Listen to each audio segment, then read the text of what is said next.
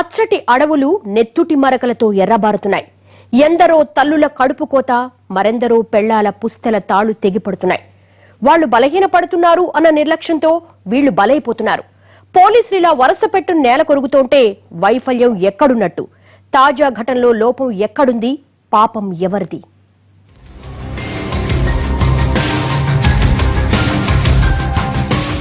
ఒకరిద్దరు కాదు, ఒక్కసారిగా 26 మంది సిఆర్పీఎఫ్ జవాన్లు బలి. మావోయిస్టులు మాటువేసి కాటువేస్తుంటే చూస్తూ ఊరుకోవాల్సిన దుస్థితి. దీంతో 4 రాష్ట్రాల సరిహద్దులు ఒక్క ఉదుటన ఉలిక్కిపడ్డాయి. అదనపు బలగాలతో కూంబింగ్ ముమ్మరం చేశాయి. ఎన్నేసి కూంబింగులు చేస్తున్నా జరగాల్సిన ఘోరాలు వరుసపెట్టిన జరుగుతూనే వస్తున్నాయి.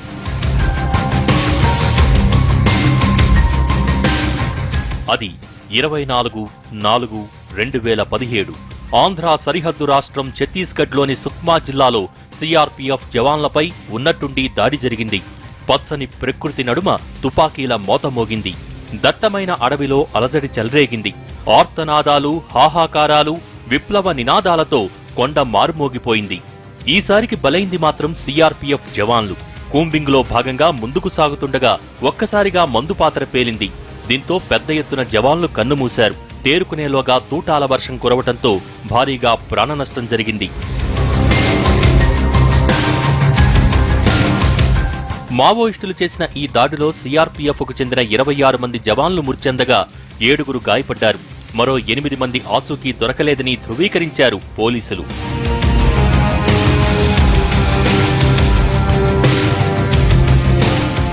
చేతులు కాలేక ఆకులు పట్టుకున్న చందంగా ఆంధ్ర సరిహద్దు రాష్ట్రాలైన ఛత్తీస్గఢ్, ఒడిషా, తెలంగాణ సరిహద్దుల్లో భారీ బలగాలను మోహరించారు. ఘటనకు పాల్పడ్డ మావోయిస్టులు ఆంధ్ర సరిహద్దుల వైపునకు వచ్చే అవకాశముందని ఈ జాగ్రత్తలు పాటించారు పోలీసులు. చింతూరు మండలం ఏడుగురాళ్లపల్లి పోలీస్ స్టేషన్ పరిధిలో మల్లంపేట సరిహద్దులకు ఆనుకుని ఉన్న ఛత్తీస్గఢ్లోని మైతా, దుర్మా, గోంపాడు, సింగారం ప్రాంతాలలో మావోయిస్టులు తలదాచుకునే అవకాశముంది. ఈ ప్రాంతం మావోయిస్టుల పెట్టని కోట. ఈ ప్రాంతాన్ని షెల్టర్ జోన్గా చేసుకుని ఇటు ఛత్తీస్గఢ్, అటు ఆంధ్రాలో పలు ఘటనలకు పాల్పడ్డారు. దీంతో 4 రాష్ట్రాల సరిహద్దుల్లోని ఎటపాక, ఏడుగురాళ్లపల్లి, చింతూరు, మోతుగూడెం, డొంకరాయి, సీలేరు పోలీస్ స్టేషన్ల పరిధిలో పోలీసులను అప్రమత్తం చేశారు.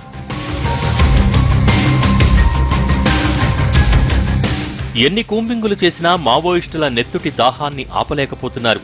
ఆంధ్ర సరిహద్దులకు కూతవేటు దూరంలో ఉన్న ఛత్తీస్గఢ్లోని చింతగుహ, చింతల్నార్, తాడిమెట్ల ప్రాంతాలలో మావోయిస్టు ఘటనలు తలుచుకుంటేనే గుండెలదిరిపోతాయి. గత 6-7 ఏళ్లుగా వరుస ఘటనలు. 2014 మార్చి 11న టహక్వాడ దగ్గర జరిగిన దాడిలో 16 మంది జవాన్లు దుర్మరణం పాలయ్యారు. 2010లో 76 మంది సిఆర్పీఎఫ్ జవాన్ల ఊచకోత. 2009లో రాజ్నంద్గాంలో 29 మంది, నారాయణపూర్ జిల్లాలో 27 మంది జవాన్లు బలయ్యారు. 2007లో తాడిమెట్ల దాడిలో 12 మంది, ఎర్రపోరు దగ్గర దాడిలో 23 మంది మృత్యువాత పడ్డారు. 2005 బీజాపూర్ జిల్లా గంగలూరు దగ్గర జరిగిన దాడిలో 23 మంది మృతి చెందారు.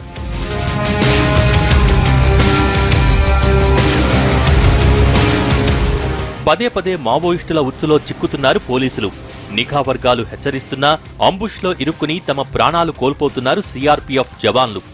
కూంబింగ్ లేదా ఇతర పనులకు వెళ్లేటప్పుడు వెళ్లిన దారుల్లోనే వెళ్లటం, వాహనాలు ఎక్కటం, గుంపుగా నడవటం నిషేధమైనా జవాన్లు వాటిని ఆచరించలేక మావోయిస్టుల ముందు చిక్కిపోతున్నారనే వాదనలు ఉన్నాయి.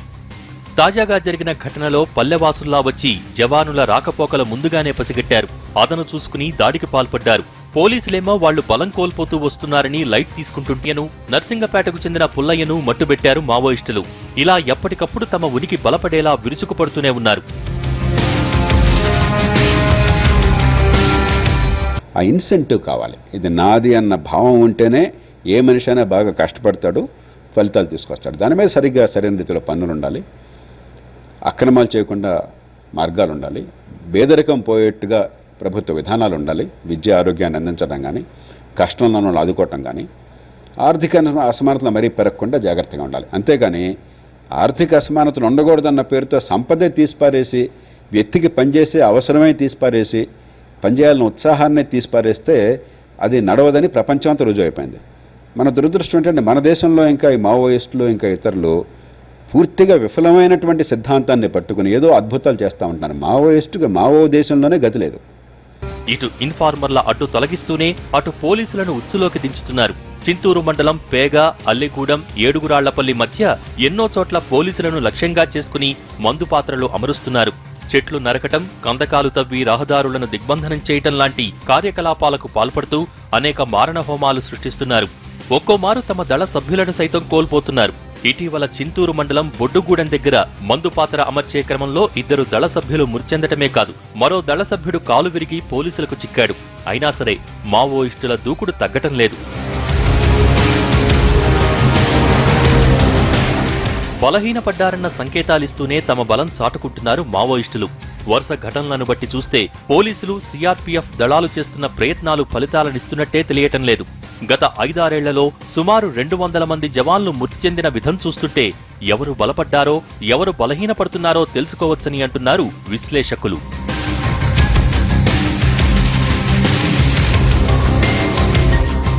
మనకి ఆధునిక యుగంలో ఆయుధాలు మీ చేతుల్లో ఉండి కొంతమంది గుండెల్లో కసి ఉన్నట్టయితే ప్రభుత్వంలో అవినీతి చూస్తే కసి ఉంటుంది, ఎక్కడ చూసినా అన్యాయం చూస్తే కసి మీకు నాకు కూడా కలుగుతుంది.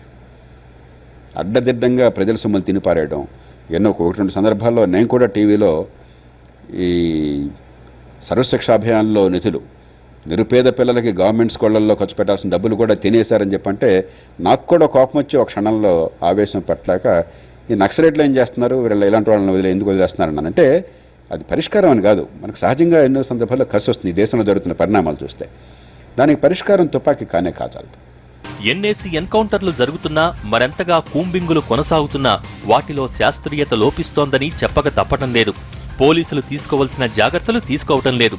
దీంతో ఎందరో జవాన్ల ప్రాణాలు మావోయిస్టుల తూటాలకు బలైపోతూనే ఉన్నాయి. దీనికి విరుగుడెప్పుడు? ఎంతకాలం ఈ నరమేధం? ఇలా పోలీసుల ప్రాణాలు పోతుంటే చూస్తూ ఊరుకోవాల్సిందేనా అని ఆవేదన వ్యక్తం చేస్తున్నారు జవాన్ల కుటుంబ సభ్యులు. ఎక్కడిది వైఫల్యం? తరచూ ఎందుకిలా మారణహోమం కొనసాగుతోంది? వాళ్లనేదో తాము హడలెత్తించేస్తున్నామన్న భ్రమంలో పడి పోలీసులు తమకు తాము బలవటాన్ని ఏమని అర్థం చేసుకోవాలి? దీనికి చరమగీతం పాడేదెప్పుడని ఆవేదన వ్యక్తం చేస్తున్నారు బాధిత కుటుంబాల వారు. అయినా సరే పోలీసుల్లో అదే నిర్లక్ష్యం, అదే తరహా వ్యవహార శైలి అన్న విమర్శలొస్తున్నాయి.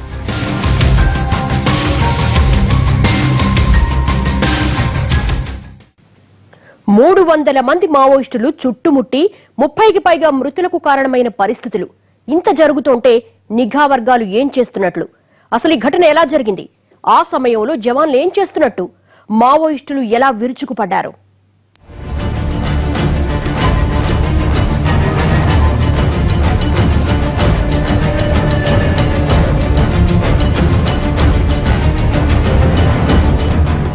ఆ సోమవారం మధ్యాహ్నం సుకుమా జిల్లా చింతగుహ దగ్గరలో రోడ్డు పనులు జరుగుతున్న సమయం. 74వ సిఆర్పీఎఫ్ బెటాలియన్ ఈ పనులను పర్యవేక్షిస్తోంది. కొందరు జవాన్లు పహారా కాస్తుండగా మిగిలిన వాళ్లు భోజనాలు చేస్తున్నారు. ఈ సమయంలో ఒక్కసారిగా విరుచుకుపడ్డారు 300 మందికి పైగా మావోయిస్టులు. విచ్చలవిడిగా కాల్పులు జరిపారు.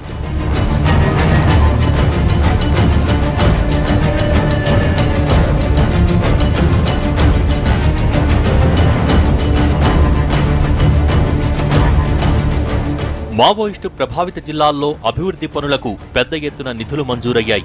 ఈ అభివృద్ధి పనులకు ఆటంకం కలగకుండా ఉండేందుకు కేంద్రం సిఆర్పీఎఫ్ జవాన్లను రక్షణగా పెట్టింది.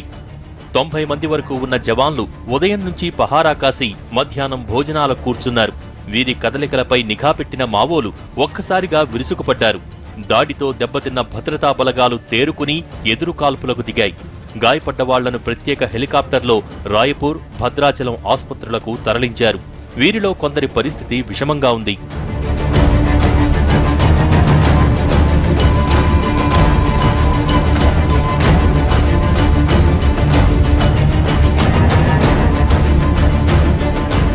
ఈ ప్రాంతాల్లో అభివృద్ధి అనగానే మావోయిస్టులు ఎలాగూ ఊరుకోరు. అయినా సరే ఇక్కడి ప్రజలకు అభివృద్ధి ఫలాలు అందాలన్నది కేంద్రం ఆలోచన. మంచి విషయం కూడా. మరి ఈ పరిస్థితుల్లో మావోయిస్టులు దెబ్బతీస్తారని చిన్నపిల్లల్ని అడిగినా చెప్పేస్తారు. ఎంతో అప్రమత్తత అవసరం. అప్పటికీ గ్రామీణుల రూపంలో మావోయిస్టులు అక్కడ జరుగుతున్న పనుల సమాచారం సేకరిస్తూనే ఉన్నారు. కనీసం ఈ విషయం కూడా నిఘా వర్గాలకు సమాచారం లేకుంటే ఎలా అన్నది ఇప్పుడు ప్రశ్నార్థకంగా మారింది.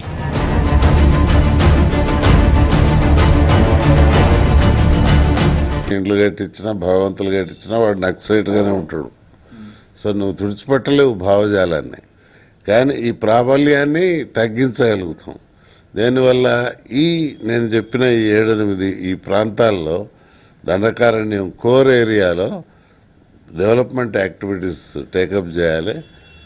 ఒకటి ఈ ఎన్కౌంటర్ నిన్న జరిగిన ఆ సంఘటనకు ప్రధాన కారణం ఆ ఛత్తీస్గఢ్ లోకల్ పోలీసు మొదటి నుంచి వాళ్ళ ఇన్వాల్వ్మెంట్ లేదు.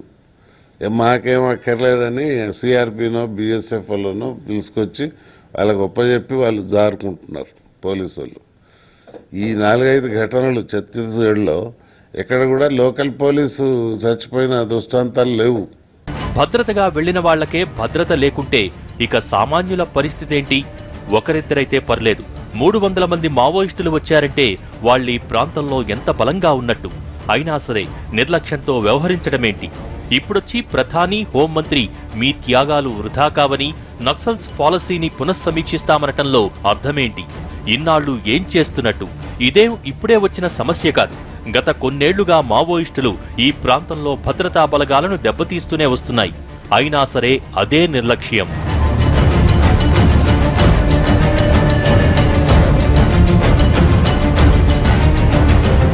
సిఆర్పీఎఫ్ అయితే ఎట్టి పరిస్థితుల్లో తగిన జాగ్రత్తలు తీసుకున్నట్టే కనిపించదు. మహిళా మావోయిస్టులు సైతం ఈ దాడుల్లో పాల్గొని దారుణ మారణకాండను సృష్టించారు. 2010లో మావోయిస్టుల మెరుపు దాడిలో 76 మంది మృత్యువాత పడింది ఇక్కడే. ఎంతటి భీభత్సమంటే నల్లని దుస్తుల్లో AK-47 ధరించి దాడులకు తెగబడినట్టు తెలుస్తోంది.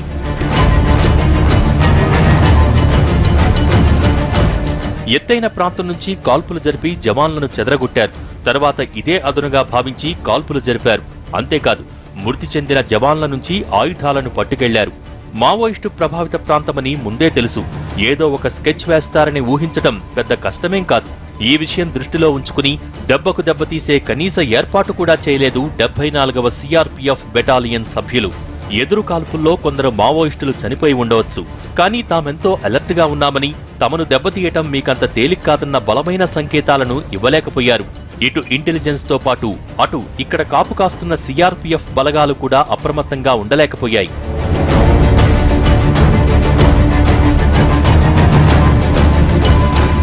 తాము పర్యవేక్షిస్తున్నది రోడ్డు పనులే అయినా ఇక్కడి అభివృద్ధి పనులకు ఎలాంటి ఆటంకం ఏర్పడకూడదన్న ఉద్దేశం ఇందులో దాగినా భద్రతా దళాలు ఎంతో నిర్లక్ష్యంగా వ్యవహరించినట్టు చెప్పక తప్పదు.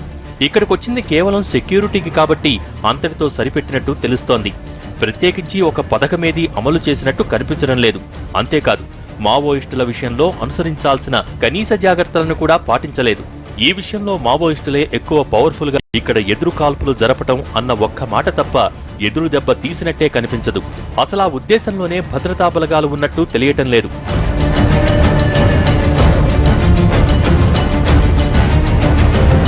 ఎక్స్ప్లాయిటేషన్ ఎక్కడ లేదు. ట్రైబల్స్ ఎక్స్ప్లాయిట్ చేస్తున్నారు, మీరు ఎక్స్ప్లాయిటెడ్, నేను ఎక్స్ప్లాయిట్, అందరూ ఎక్స్ప్లాయిటెడే. ఎక్స్ప్లాయిటేషన్ ఉంది, ప్రతి సొసైటీలో ఎక్స్ప్లాయిటేషన్ అంటూ ఉంది. కానీ వాటిని సరిగ్గా ఫేస్ చేయటం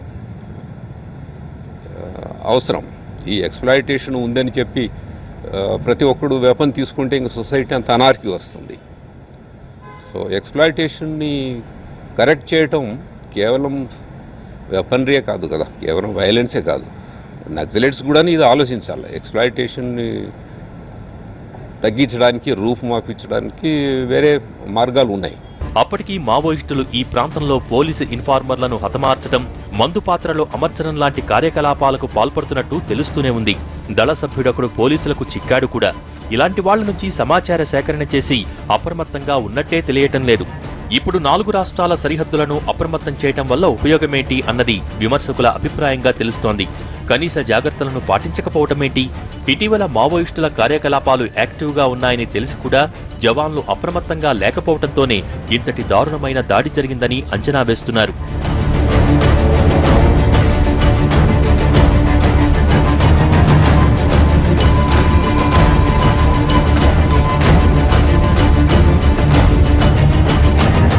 మావోయిస్టు చీఫ్ రామకృష్ణ విషయంలో సెల్ ఫోన్ సమాచారం సేకరిస్తూ నిఘా పెంచాయి ఇంటెలిజెన్స్ వర్గాలు. అంతేకాదు, ఏజెన్సీ ప్రాంతాల్లోకి వెళ్లే లీడర్లకు తగిన హెచ్చరికలు చేస్తున్నాయి. మావోయిస్టు జాడల కోసం ప్రత్యేకించి కొన్ని సెల్ టవర్లను కూడా అదుపులోకి తీసుకున్నారు. కానీ ఈ దాడి జరుగుతుందని మాత్రం పసిగట్టలేకపోయారు. ఈక్వాలిటీ ఆఫ్ ఆపర్చునిటీ అని మనం చాలా మంది చెబుతూ ఉంటాం. సో అందరికీ ఆపర్చునిటీస్ కలిగే విధంగా అక్కడ ఉన్న ప్రజలకి వాళ్ళు మేము కూడాను we are also being taken care of అనే ఒక నమ్మకం కలిగించాల్సిన అవసరం ఉంది. న్యాయం జరగాలి అక్కడ.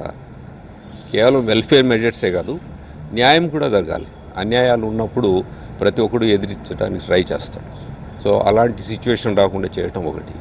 బ్లాక్ క్యాట్ కమాండోలకు మళ్లే నల్ల ముసుగులు ధరించటం, AK-47 తదితర ఆయుధాలను పట్టి మూకుమ్మడిగా దాడులకు తెగబడటం చూస్తుంటే వాళ్లు బలహీనపడ్డారనుకోవటం భ్రమ. మరింతగా బలపడ్డారు. ఈ విషయాన్ని ముందే గ్రహించటంలో నిఘా వర్గాల తీవ్రమైన వైఫల్యం కనిపిస్తోంది. అంతేకాదు, ఏదో రాజకీయ కార్యక్రమాలకు పంపినట్టు ఇక్కడి పనులకు రక్షణగా సాదాసీదాగా CRPF దళాలను పంపినట్టు తెలుస్తోంది. ఇందుకోసమంటూ ఎలాంటి వ్యూహం రచించలేదని చెప్పక తప్పటం లేదంటున్నారు నిపుణులు. ఎన్నాళ్ళి రక్త చరిత్ర, దీనికి ముగింపు లేదా? బ్రేక్ తర్వాత చూద్దాం. బ్యాక్. పోలీసులకు మావోయిస్టులకు మధ్య ఈ పోరాటం ఆగదా? ఎప్పటికి దీనికి ముగింపు? వీళ్ళేం చేశారు, వాళ్ళేం చేశారు? దీనికి అంతం ఎప్పుడు? వీళ్ళొక పక్క ఎన్కౌంటర్లు, అందుకు ప్రతిగా వాళ్ళొక పక్క ఎన్కౌంటర్లు. ఒకరి మీద ఒకరికి తీవ్రమైన పగ, కసి, క్రోధం. వీరి కదలికలపై వాళ్ల కన్ను, వారి కదలికలపై వీరి కన్ను. వీళ్లు ఎన్కౌంటర్లు చేస్తుంటే వాళ్లకు గిట్టదు. కూంబింగుల పేరిట జరిగే మారణ హోమానికి సమాధానం చెప్పాలని ఒకరికొకరు తహతహలాడిపోతుంటారు. మొన్నటికి మొన్న ఏఓబీలో జరిగిన ఎన్కౌంటర్లో ఆర్కే కుమారుడు మరణించారు. త్రుటిలో తప్పింది కాని ఆర్కే కూడా చిక్కేవాడే. తర్వాత ఆర్కే ఎలాగోలా తప్పించుకుని సేఫ్ అయ్యారు. ఇక్కడి నుంచి మావోయిస్టులు వర్సెస్ భద్రతా దళాల మధ్య వ్యవహారం మరింత ముదిరింది. దానికి తోడు వివేక్ తదితర యువకులపై పోలీసులు చూపిన కాఠిన్యం కూడా మావోయిస్టుల్లో అలాగే ఉంది. దొరికిన మహిళా మావోయిస్టులపై పోలీసులు చేసే దాడులు కూడా పగను అంతకంతకు పెంచుతూనే ఉన్నాయి తప్ప తగ్గటం లేదు. దీంతో మావోయిస్టులు తమ దాడులను ముమ్మరం చేశారు. చడీ చప్పుడు లేకుండా నిర్జీవమైపోయిందనుకున్న మావోయిస్టు దళం తర్వాతి కాలంలో తిరిగి బలం పుంజుకోవటమే కాదు, ఆయుధ సంపత్తిని కూడా బాగానే పెంచుకుంది. పోలీసుల నుంచి ఎన్నేసి దాడులు ఎదురవుతున్నా చాప కింద నీరులా తమ శక్తియుక్తులను పదును పెడుతూనే వస్తున్నారు. ఏఓబీలో గంజాయి తదితర వ్యాపారాలకు అండగా నిలుస్తూ తగిన ఆదాయం పెంచుకుంటూ వస్తున్నారు. అంతేకాదు, గిరిజనులను తమకు అండగా చేసుకుని వారి ద్వారా తమ కార్యకలాపాలను సాగించడంలో ముందుంటున్నారు.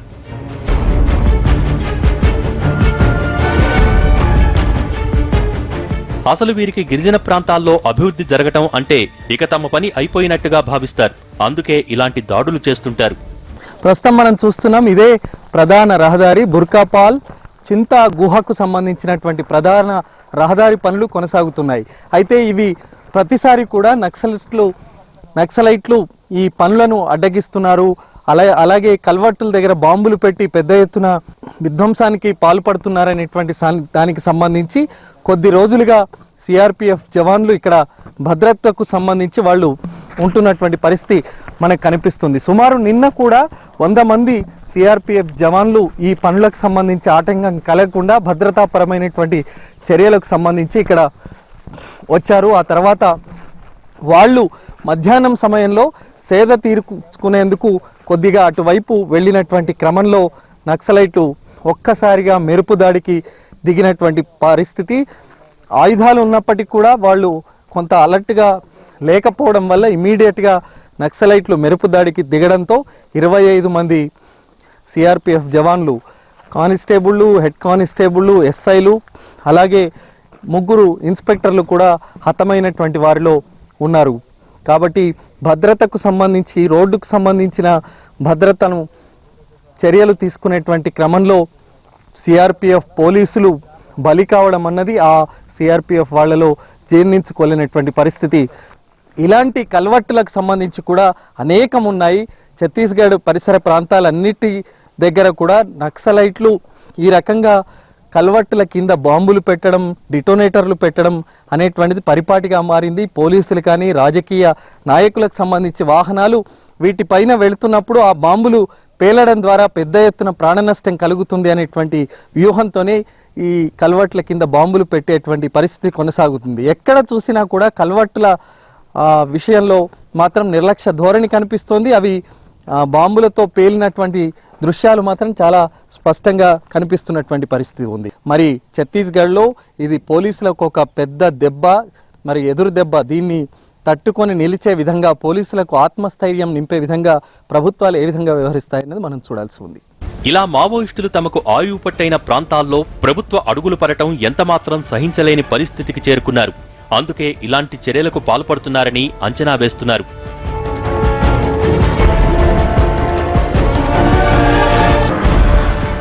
ఇప్పటికే కేంద్ర రాష్ట్ర ప్రభుత్వాలు కలిసి కేంద్ర బలగాలు జాయింట్ ఆపరేషన్లు చేస్తున్నాయి. తమ వ్యూహాలను మరింత పదును పెడతామని అంటున్నారు హోంమంత్రి రాజ్నాథ్ సింగ్. అంతేకాదు ఛత్తీస్గఢ్ ముఖ్యమంత్రి రమణ్ సింగ్ తో సమావేశమై వ్యూహ ప్రతివ్యూహాలు రచిస్తున్నారు. ఈ విషయంలో ఇంటెలిజెన్స్ ఘోరంగా విఫలమైందని, ఇదొక పిరికిపంద చర్యగా భావిస్తున్నామని అంటున్నారు. అంతేకాదు దెబ్బకు దెబ్బ తీయటం ఖాయమని అన్నారు. केंद्र सरकार और राज्य सरकार साथ मिलकर हम कार्रवाई करेंगे और अब तक जो कार्रवाई की जा रही है उसके कारण जो बौखलाहट है उनके अंदर, उसी का यह परिणाम है और उनके द्वारा डेस्परेशन में की गई यह कार्रवाई है. इतना ही मैं कहना चाहूँगा कि हमारे सीआरपीएफ के बहादुर जवानों का यह बलिदान किसी भी सूरत में हम लोग व्यर्थ नहीं जाने देंगे. हमने इसे चुनौती के रूप में स्वीकार किया है. ఇలా ఒకరికొకరు ప్రతీకారంగా వెళ్లే కొద్దీ ఛత్తీస్గఢ్లో దేశానికే తలమానికమైన అభివృద్ధి సాధ్యమేనా? చర్చలతో సానుకూల వాతావరణం కల్పించి మరీ మావోయిస్టుల్లో మార్పులు ఎందుకు తీసుకురారు? ఎన్నాళ్లని ఈ నరమేధం, ఎన్నేళ్లని ఈ దారుణ మారణకాండ అన్నది అంతుచిక్కటం లేదు. ఎవరికి వాళ్లు బలగముందని, వ్యూహాలున్నాయని ప్రతీకార చర్యలకు పాల్పడుతూ వెళ్లడం వల్ల ఎవరికి లాభం? ఎవరిని చూసి ఎవరు సంతోషించేట్టు? ఎవరి వల్ల ఎవరు లాభపడేట్టు? అంతుచిక్కటం లేదు. ఇటు వాళ్లు అడవుల నుంచి రారు. కొన్నాళ్లపాటు ఎలాంటి చర్యలు లేకుండా ఏమరుపాటుగా ఉన్నట్టు నటించటం, అదను చూసి దెబ్బతీయటం, ఇంతేనా? దీనికో ముగింపు లేదా అన్నది అందరినీ తొలిచివేస్తున్న ప్రశ్న. ఇది వాళ్ళ స్టోరీ బోర్డ్. మరో అంశంతో మళ్ళీ కలుద్దాం.